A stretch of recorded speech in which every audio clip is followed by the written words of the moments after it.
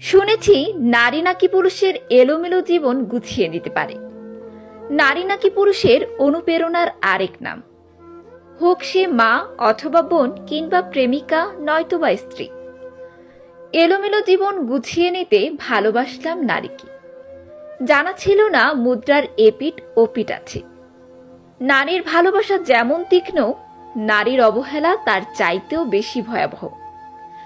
নারীর ভালোবাসা যেমন পুরুষকে সঠিক পথে সঠিকভাবে পরিচালনা করে, ঠিক তেমনি নারীর অবহেলা পুরুষকে তিলে তিলে শেষ করে দেয়।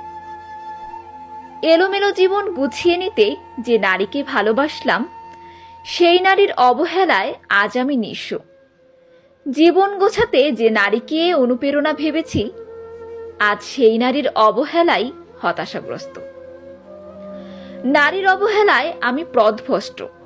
যে নারীকে বিশ্বাস করে আঁকড়ে ধরে রইলাম, সেই নারী বিশ্বাস নিয়ে ছেলে খেলা শুরু করল। জানা ছিল না পৃথিবীতে সব মানুষ এক নয়।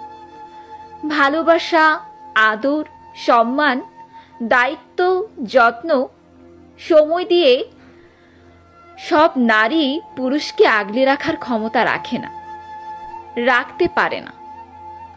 সব নারী মা হয়, তবে সব নারীরা মায়ের মতো পরম মমতাময়ী হয় না। নারী জাতি মায়ের রূপেই মানায়, অন্য রূপে সব নারীকে মানায় না। একটু অনুপ্রেরণা পাওয়ার জন্য নারীর পদতলে লুটিয়ে পড়েছি। চোখের জল ফেলতে ফেলতে আজ আমি ক্লান্ত, কিন্তু তাতেও মায়া হয়নি, তাতেও হৃদয় গলেনি কোনো নারীর।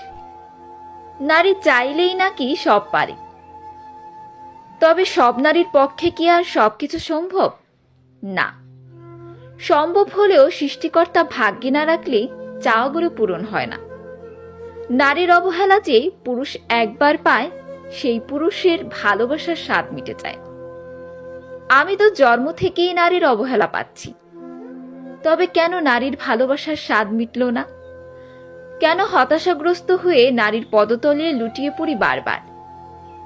তবে আমি কি পুরুষ হতে পারিনি কখনো? এখনো কি সেই আগের অবুঝ বাচ্চা রয়েছি?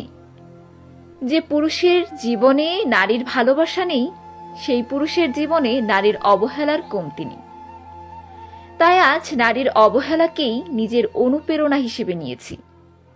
কিছু পাই বা না পাই, তাতে আর কি আসে যায়?